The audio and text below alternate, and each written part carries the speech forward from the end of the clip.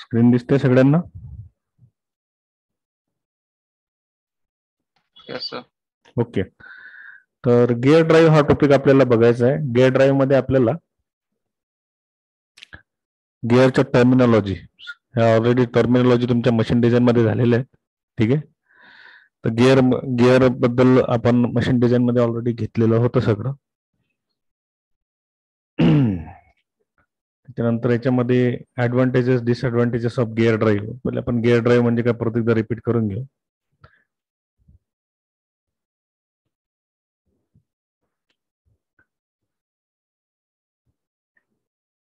Motion and power transmitted by gear is kinetically equivalent to the transmitted by friction wheel or disc. In order to understand how the motion can be transmitted by two-tooth wheel, consider two plane circular wheel. आता इथे motion कसे transfer होते हे दिलेलं आहे. हा topic आपल्याला syllabus मध्ये नाही, परंतु गिअर ड्राईव्हने मोशन कशी ट्रान्सफर होते तर एक ड्रायव्हर टीथ असतो आणि एक ड्रायव्हर नसतो. या गिअर अँड गिअरला हे जे तुम्हाला प्रोजेक्शन दिसतं याला टीथ म्हणतात.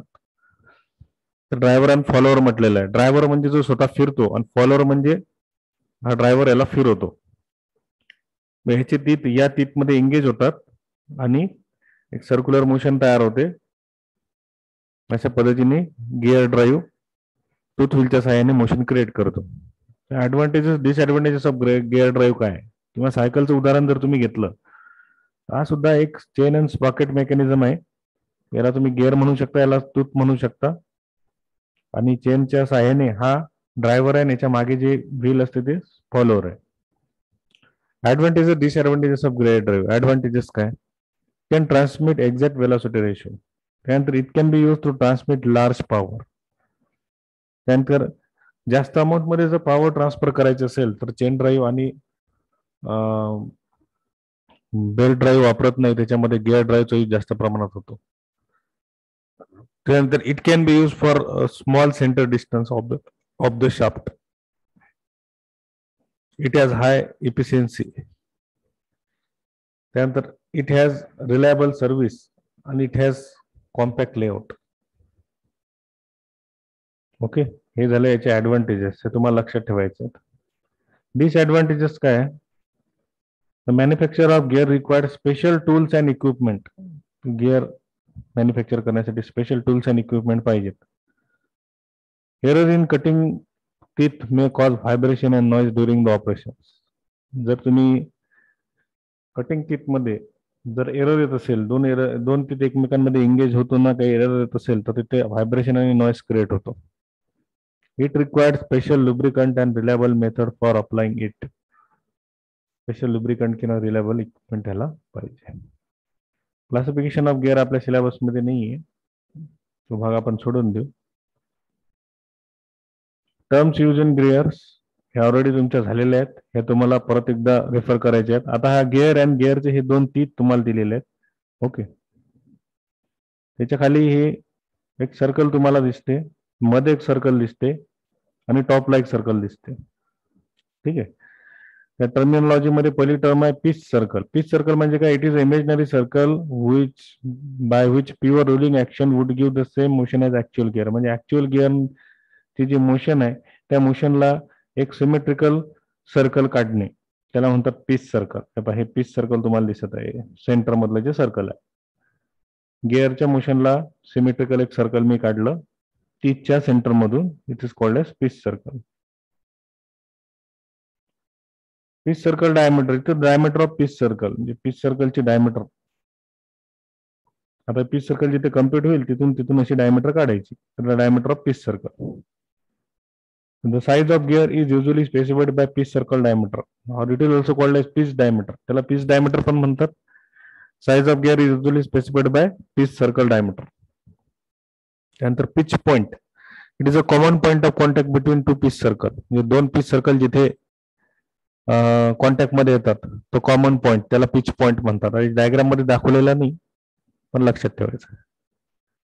त्यानंतर pitch surface, it is the surface of rolling disc which the meshing gear have replaced at the pitch circle. Pitch surface याच्यामध्ये कुठेतरी दाखवलेला असेल इन केस. पिच सरफेस, बरं ठीक आहे, आपण नेक्स्ट डेरिव्हेशन मध्ये बघू. पिच सरफेस याच्यामध्ये दिलेलं दाखवलेलं नाहीये. Pressure angle. It is the angle between the common normal to two gear teeth at the point of contact. त्यानंतर addendum ही टर्म महत्वाची आहे. Radial distance of tooth from the pitch circle to the top of the tooth. हे pitch circle आहे आणि हे हा टूथचा टॉप पोर्शन आहे, याच्यामधलं हे रेडियल डिस्टन्स, हे डिस्टन्स तुम्हाला जे दिसते कॉल्ड addendum. त्यानंतर डिडेंडम म्हणजे काय, radial distance of tooth from the pitch circle to the bottom of the tooth. Bottom of the tooth, top of the tooth, bottom of the tooth. त्यानंतर dedendum. त्यानंतर addendum circle. It is the circle drawn through top of teeth and concentric with pitch circle. Concentric म्हणजे parallel. टीथच्या top मधून एक circle काढलं आणि peach सर्कलला parallel circle काढलं, त्याला म्हणतात addendum सर्कल. ठीक आहे, हे addendum circle. Dedendum circle. It is a circle drawn through bottom of teeth. It is also called as root circle. टीथच्या बॉटमला जे सर्कल काढलं त्याला रूट सर्कल म्हणतात किंवा डिडेंडम सर्कल म्हणतात. हे बॉटम सर्कल किंवा डिडेंडम सर्कल असेल. हे खालची सर्कल, हे खालचं सर्कल, खालची लाईन. ही खालची लाईन जिथे पॉइंटर दिसत आहे ती लाईन. त्यानंतर सर्क्युलर पिच. सर्क्युलर पिच म्हणजे काय, distance measured of circumference of the pitch circle from the point on which the corresponding point of next tooth. The circular pitch is defined by pi d by t. Pi is the diameter of the pitch circle. T is the number of teeth of the wheel. अशा गिअरचे teeth, हे teeth आहेत हे गिअरचे, आणि दुसरा gear आहे याचे teeth आहेत, आणि हे टीथ एकमेकांमध्ये एंगेज होतात आणि हा ड्राईव्ह तयार होतो. ठीक आहे, असं एंगेजमेंट होते. डायग्राम मध्ये तुम्ही बघा. त्यानंतर डायमेट्रल पिच म्हणजे काय, ratio of number of teeth of pitch circle diameter in millimetres. आता हे पिच सर्कल आहे, या पिच सर्कलवर नंबर, गिअरची संख्या किती आहे, टीथची संख्या किती आहे, त्या टीथची संख्या diametral pitch. It is the ratio of number of teeth to pitch circle diameter. म्हणजे नंबर ऑफ टीथ किती आहे आणि डिवायडेड बाय पिच सर्कलची डायमीटर. पिच सर्कलची डायमीटर तुम्हाला काढून दाखवतो. पिच सर्कलची डायमीटर ही पिच सर्कल डायमीटर झाली. ही या बाजूला जर घेतली तर ही अशी होईल.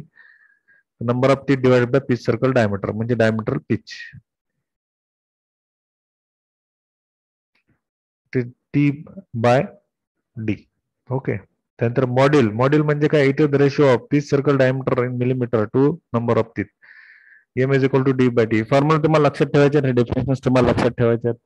ऑब्जेक्टिव्ह मध्ये बरेचदा, एक्झाम मध्ये बरेचदा हे विचारल्या जातात तुम्हाला, त्यामुळे या सगळ्या गोष्टी लक्षात ठेवायची. ही जी पीडीएफ आहे, पीडीएफ मी गुगल क्लासरूम वर शेअर करणार आहे, त्यामुळे ही तुम्हाला लक्षात ठेवायची. तर क्लिअरन्स. क्लिअरन्स म्हणजे काय, radial distance from top of tooth to bottom of tooth in meshing gear.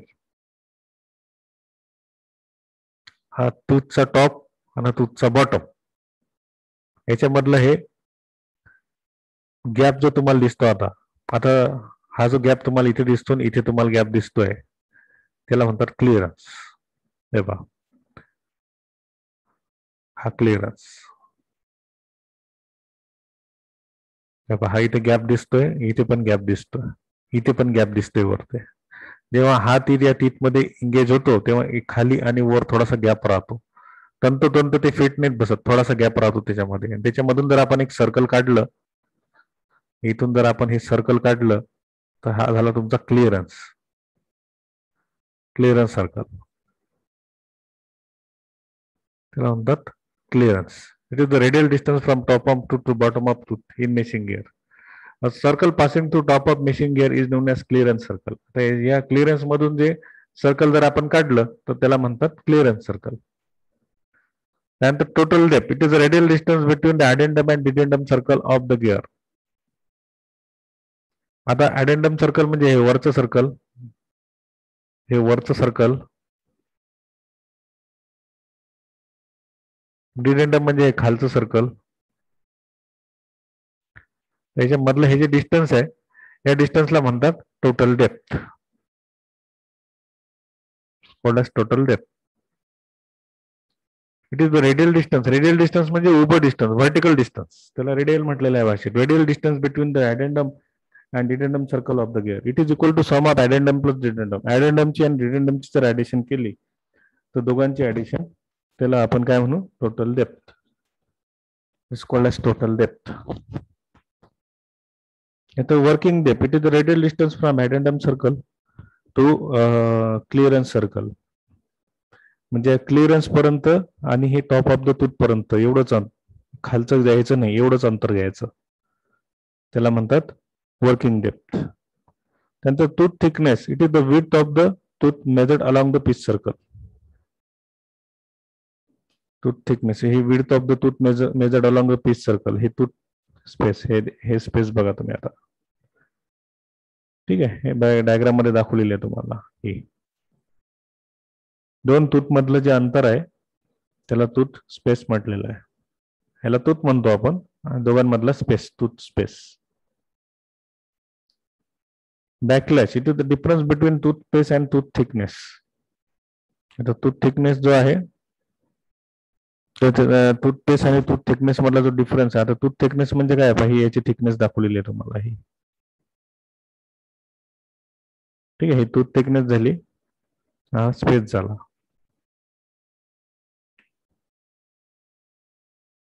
ठीक आहे, तर difference between toothpaste and tooth thickness measured along a pitch circle त्याला बॅकलॅश म्हणतात. त्यानंतर face of the tooth, it is the surface of tooth above the pitch surface.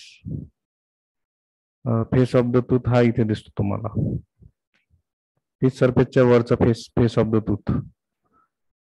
Pitch circle, हा pitch circle आहे, हे centre मधलं जे circle तुम्हाला दिसते, it is a pitch circle. Okay, centre मधलं जे सर्कल तुम्हाला दिसते याला म्हणतात पिच सर्कल. सेंटर मधलं सर्कल याला पिच सर्कल म्हणतात. त्याच्या वरचं जे सर्कल आहे त्याला आपण ऍडेंडम सर्कल म्हणतो. तर पिच सर्कलच्या वरचा जो फेस आहे टूथचा त्याला फेस ऑफ द टूथ म्हणतात, आणि टूथ सर्कलच्या खालचा जो आहे त्याला फ्लँक ऑफ द टूथ म्हणतात. त्यानंतर flank of the tooth, it is the surface of tooth below the pitch surface.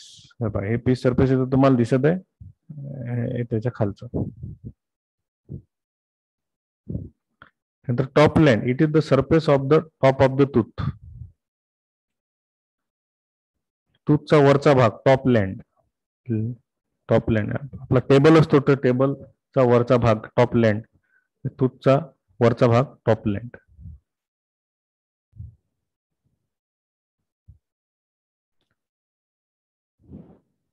त्यानंतर face width, it is the width of the gear measured along parallel to axis. ही width मोजली, face width. Okay, this is the face width. Width of the tooth measured along parallel to the axis is called as face width. त्याच्यानंतर profile, it is the curve formed by face and flank of the tooth. त्याच्यामध्ये profile दाखवलेलं नाहीये. ठीक आहे, curve form by face and flank of the tooth. Face आणि flank मुळे जो curve तयार होतो, face of the tooth, flank of the tooth, याच्यामुळे जो कर्व तयार झाला याला म्हणतात प्रोफाईल. हा जो कर्व तुम्हाला दिसतो हा याला म्हणतात प्रोफाईल. ओके,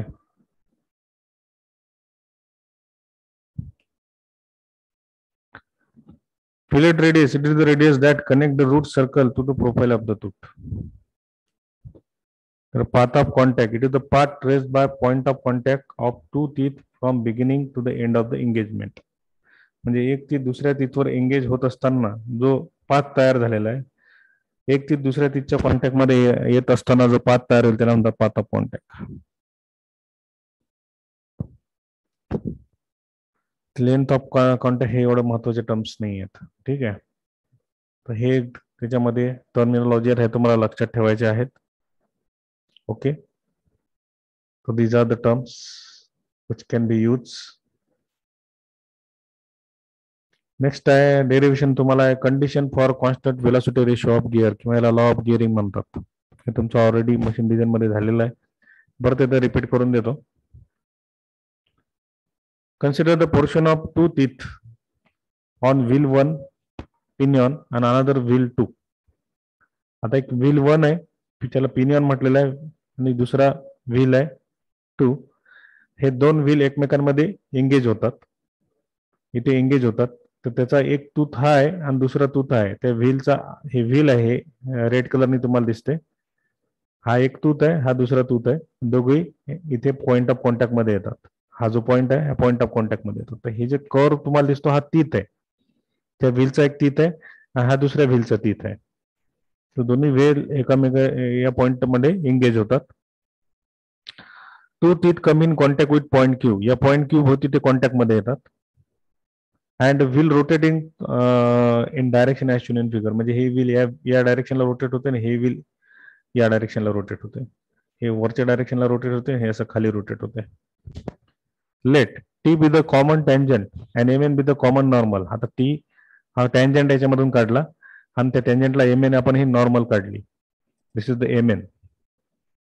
ओके, ही एम एन नॉर्मल काढली. नॉर्मल म्हणजे परपेंडिक्युलर. ही कॉमन टँजंट आहे या पॉइंट ऑफ कॉन्टॅक्ट भोवती, या क्यू पॉइंट ऑफ कॉन्टॅक्ट भोवती, आणि एम एन ही त्याला आपण काय काढली, नॉर्मल काढली किंवा परपेंडिक्युलर काढला. Consideration we show that the Q moves in direction Q C. आता क्यू जो आहे हा क्यू सी या डायरेक्शनला मूव्ह होतोय. बघा, क्यू सी डायरेक्शन दाखवली रेड कलरनी, क्यू सी डायरेक्शनला मूव्ह होतो. Okay, when considered point on wheel 1, याला व्हील 1 म्हणू आपण. ओके, हा व्हील 1 खालचा आणि वरचा व्हील 2, इथे 1 आणि 2 दाखवलेला आहे. And in direction Q D consider the point wheel 2, आणि क्यू डी या डायरेक्शनला मूव्ह होईल.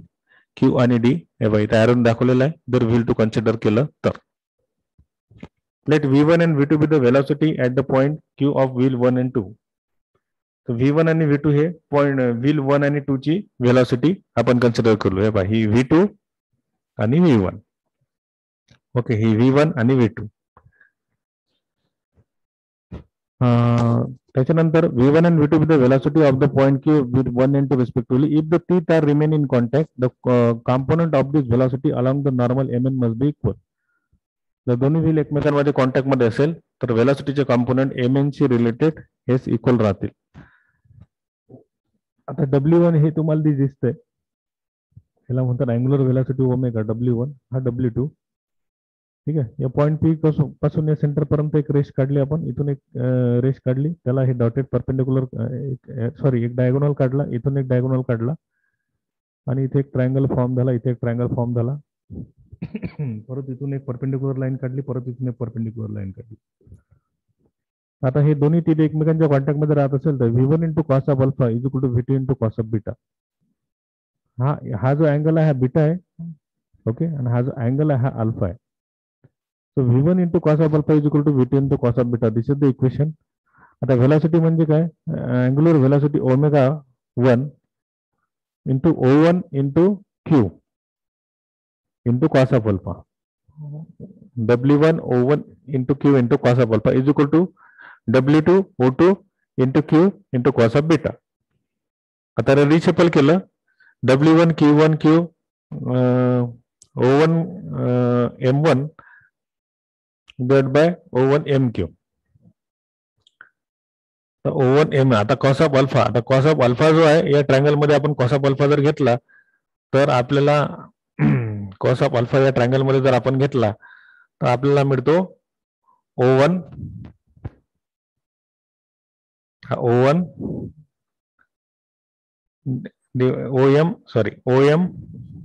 Divided by O1 Q. त्यानंतर cos of beta O2 into N O2 into N divide by O2 into Q. ठीक आहे, त्यानंतर W1 O1 M1. आता हा O1 Q हा कॅन्सल होऊन जाईल, हे पॅरलल आहे, कॅन्सल होऊन जातील. म्हणून आपल्याला इक्वेशन मिळेल W1 O1 M1 is equal to W2 O2 N2. याला रिशफल केलं, W1 bye W2 is equal to O2 N upon O1 M. याला इक्वेशन नंबर 1 आपण म्हटलं. त्याच्यानंतर from similar triangle O1 MP and O2 NP, O1 MP आणि O2 NP हे दोन triangle घेतले, हे दोन्ही सिमिलर ट्रायंगल आहे. या ट्रायंगल मध्ये O2n divide by O1m is equal to O2p divide by O1p. Similar triangle असल्यामुळे साईडचा रेशो आपण याच्यामध्ये घेतलेला आहे. त्याला इक्वेशन नंबर 2 आपण दिलं. ठीक आहे. हा O2n हा O2n डिवाइडेड बाय O1m ही साइड्स डिवाइड बाय ही sides is equal to O2p ही साइड्स डिवाइड बाय ही साइड O1p. आता दोन्ही इक्वेशन आपण इक्वेट केले, दोन्ही इक्वेशन इक्वेट केले तर O2m O1m इथे पण आहे, इथे पण आहे, म्हणून W1 bye W2 is equal to O2m O1m is equal to O2p O1p. Equation number 3 आपण नाव दिलं. ओके. तर इक्वेशन 3 नंबरवर आपण म्हणू शकतो, we see that the angular velocity ratio is inversely proportional to the ratio of distance p from the center O1 and O2 and common normal to the two surfaces at the point of Q intersect as the line of center of P which divide the center distance inversely to the ratio of angular velocity. Therefore, in order to have constant angular velocity ratio for all the position of the wheel, P must be fixed point. Or in other words, the common normal at the point of contact between the pair of teeth must always pass through the pitch point. आता हा जो point आहे point P, या point मधून common normal जेवढे normal आपण काढू, ही एक नॉर्मल काढली, ही नॉर्मल काढली, ठीक आहे. तर ही नॉर्मल इथे या कॉमन पॉइंट ऑफ P ला इंटरसेक्ट व्हायला पाहिजे, त्याला म्हणतात पिच पॉइंट. हा पिच पॉइंट झाला. जर इंटरसेक्ट होत असेल तर तुमची गिअरची वेलॉसिटी सारखी राहते. ते याला म्हणतात law of gearing. It is called as law of gearing. Law of गिअरिंगचं स्टेटमेंट आहे, the common normal at the point of contact between the pair of teeth must always pass to the pitch point. या pitch point मधून जे normal काढू, normal common normal at the point of contact, जिथे दोन gear टीथचा point of contact आहे त्याच्यामधून common normal ह्या पॉइंट ऑफ पिच पॉइंटला इंटरसेक्ट व्हायला पाहिजे. झालं तुमचं condition for constant velocity ratio of gear, किंवा यालाच दुसरं नाव आहे law of gearing. Condition for constant velocity ratio of gear आणि लॉ ऑफ गिअरिंग दोघांचं मिनिंग एकच आहे. हा लक्षात तुम्हाला तेव्हा डायग्राम काढावा लागेल and then later you have to explain it. दोन्ही तीन जिथे इंटरसेक्ट होतात तो पॉइंट आहे पिच पॉइंट. पिच पॉइंट मधून नॉर्मल इंटरसेक्ट व्हायला पाहिजे. हे तुमचं कंडिशन कॉन्स्टंट वेलॉसिटी रेशो किंवा लॉ ऑफ गिअरिंगचं स्टेटमेंट आहे.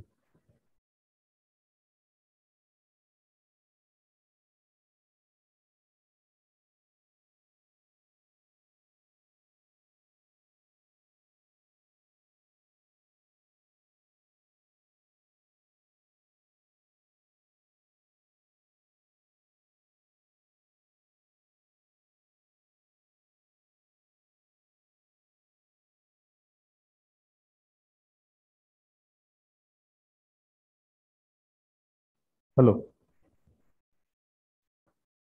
तर हे झालं तुमचं condition for constant velocity ratio of gear. Okay. त्याच्यानंतर याच्यामध्ये अजून एक पार्ट आहे, beam strength of gear teeth. High portion तुमच्या सिलेबस मध्ये इथपर्यंतच आपल्याला जायचं आहे. Beam strength of gear teeth. आता एक गिअरचं टीथ आहे, याला आपण एक बीम कन्सिडर केलं तर त्याची स्ट्रेंथ कशी काढायची, त्यानंतर beam strength of gear teeth. Beam strength of gear teeth त्याला दुसरं नाव आहे लेविस इक्वेशन. जसं condition for constant velocity ratio of gear त्याला म्हणतात law of gearing. Beam strength of gear teeth याला म्हणतात लेविस इक्वेशन. हे पण डेरिव्हेशन तुम्हाला बऱ्याच वेळा विचारलं जाते. तर आता गिअरचं टूथ आहे, याला बीम म्हणून कन्सिडर केलं, याच्यामधून एक पॅराबोला काढला आपण, ठीक आहे. त्याचा बेस आपण BC घेतला, ठीक आहे. तर हा जो पोर्शन आहे याला प्रोफाईल म्हणतात. हा जो कर्व पोर्शन आहे याला टूथ प्रोफाईल म्हणतात. त्या टूथ प्रोफाईलला आपण एक पॅराबोला काढला, इथे एक ट्रायंगल काढला, त्याला पॅराबोला नाव दिलं. त्याच्यानंतर हा जो पॉइंट आहे इथून आपण एक टँजंट काढली, ठीक आहे. त्या टँजंटला आपण हा एक WT परपेंडिक्युलर काढला, तिथून हे H एवढं डिस्टन्स घेतलं आणि WR हा रिएक्शन कंपोनंट आहे. त्याच्यानंतर B ही विड्थ आहे तुमच्या टूथची, त्याला आपण एक बीम कन्सिडर केलं. त्याची स्ट्रेंथ आपल्याला काढायची. तर स्ट्रेंथ कशी काढायची, सिंपल डेरिव्हेशन आहे. Beam strength of gear teeth is determined from the equation called as Lewis equation. त्याला लेविस इक्वेशन म्हणतात. The load carrying ability of the tooth gear is determined by the equation gives satisfactory result. याच्यामध्ये आपण काय करू, consider a gear each tooth on a cantilever beam loaded by normal WN. आता आपण एक कॅन्टिलेव्हर beam म्हणून consider केला. हा टूथ आहे गिअरचा एक. तर त्याच्यावर लोड आहे आणि तो लोड, त्या लोडला आपण एक नॉर्मल काढली WN, normal WN. It is resolve in two component. या नॉर्मलला आपण दोन कॉम्पोनंट मध्ये रिझॉल्व केलं, WR आणि WT. पहिले आपण याला नॉर्मल काढली, याला दोन कॉम्पोनंट मध्ये रिझॉल्व केलं, WR आणि WT. ओके, तर WN ही नॉर्मल आहे, WR ह्या रेडी, हे दोन आपण त्याला हे काढल्या परत, दोन कॉम्पोनंट मध्ये रिझॉल्व केलं. The tangential component WT induce bending stress. आता हा जो WT आहे, हा WT मुळे याच्यावर बेंडिंग स्ट्रेस निर्माण होतो, त्याच्यामुळे टूथ तुमचा ब्रेक होऊ शकतो, which tend to break the tooth. आणि रेडियल कॉम्पोनंट WR याच्यामुळे याच्यामध्ये कॉम्प्रेसिव्ह स्ट्रेस निर्माण होतो आणि हा फार कमी निर्माण होतो, स्मॉल मॅग्निट्यूडचा निर्माण होतो. त्याच्यामुळे जो इफेक्ट निर्माण झालेला आहे तो आपण 0 कन्सिडर करू. ठीक आहे, आपण सिंपल काय केलं, हा गिअर टूथ घेतला, त्याला WN आपण नॉर्मल काढली, त्याला दोन कॉम्पोनंट मध्ये रिझॉल्व केलं, WR WT. तर WT मध्ये बेंडिंग स्ट्रेस येतो, ते बेंडिंग स्ट्रेसमुळे तुमचा टूथ ब्रेक होऊ शकतो. आणि WR हा याच्यामुळे कॉम्प्रेसिव्ह स्ट्रेस निर्माण होतो, परंतु तो फार कमीसा असतो, त्याच्यामुळे हा निग्लेक्ट करू आपण. Critical section or section of maximum bending stress may be obtained by drawing parabola through A and tangential to the tooth space curve at B and C.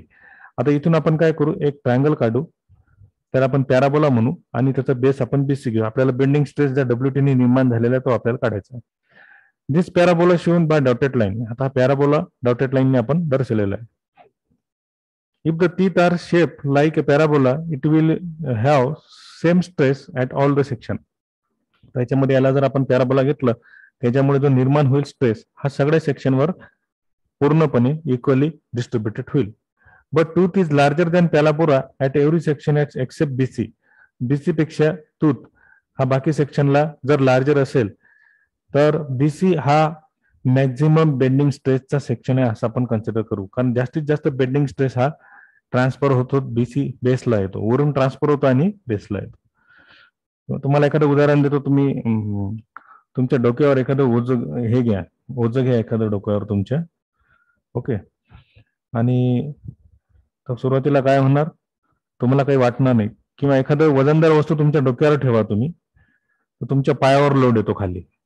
लक्षात, पायाला जर तुम्ही बॅलन्स केलं तर वरचं डोक्यावरचं वजन तुम्ही बॅलन्स करू शकता. ठीक आहे, पण पाय जर तुमचे डगमगले तर ते वजन पडून जाईल. म्हणजे सगळं लोड कुठे येतो, बेसवर येतो. म्हणजे इथे जर लोड आला बेंडिंग स्ट्रेस तो ट्रान्सफर होत खाली जातो, तो BC. म्हणून ते म्हटलेलं आहे total larger than parabola at every section except BC. We conclude that the section BC is the section of maximum stress. आता आपण याच्यात काय करू, बेंडिंग स्ट्रेसचा फॉर्म्युला यूज करू, सिग्मा W. ठीक आहे, तर बेंडिंग सिग्माने इंडिकेट करतात आणि लोड W ने इंडिकेट करतात. तर bending load sigma W is equal to MY अपॉन I. M म्हणजे काय, maximum bending movement. BC is equal to, आता बेंडिंग मुवमेंट, त्याच्यानंतर Y हा तुमचा half the thickness of the teeth. टीथची थिकनेस जर आपण T घेतली तर याचा अर्धा, आणि I म्हणजे moment of inertia about the central line. तर moment of inertia BT cube by 12. B म्हणजे ही विड्थ, T म्हणजे थिकनेस, क्यूब बाय 12. ठीक आहे, त्यानंतर M म्हणजे काय, बेंडिंग मुवमेंट. बेंडिंग मुवमेंटचा फॉर्म्युला काय, लोड इंटू डिस्टन्स. आता लोड याच एवढ्या डिस्टन्सवर ऍक्ट होतो आणि WT इथे आहे, लोड WT ऍक्ट होतो, एवढ्या डिस्टन्सवर ऍक्ट होतो. Load into distance, WT into H.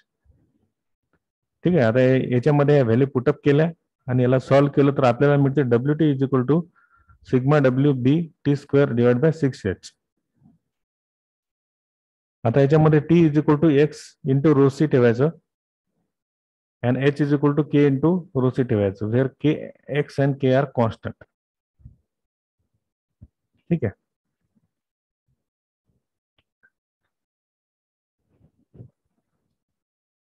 in the above expression T and H are the variable depend on the size of the tooth.